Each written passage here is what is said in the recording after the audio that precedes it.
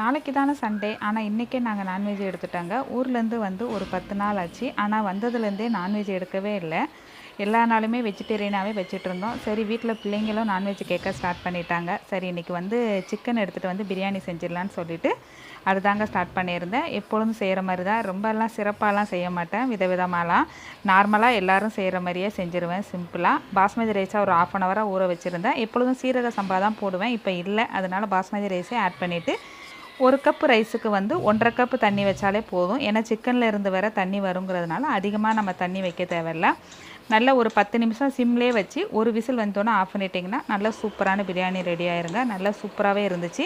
Chicken பிரியாணிக்கு மட்டும் கொஞ்சம் அதிகமாக மசாலா சேர்த்தா தான் நல்லாயிருக்கும். நான் மசாலாவுக்கு வந்து வெறும் மல்லித்தூள், அது கூடவே காஷ்மீர் சில்லி பவுடர், இது 2 தான் சேர்த்துருந்தேன். ரொம்ப சூப்பராகவே வந்துச்சு. கொஞ்சமாக செய்கிற அன்றைக்கி தான் ரொம்ப டேஸ்ட்டாக வரும்னு நினைக்கிறேன். இன்றைக்கி பிரியாணியோட ரைத்தா வச்சு சாப்பிட்டாச்சு.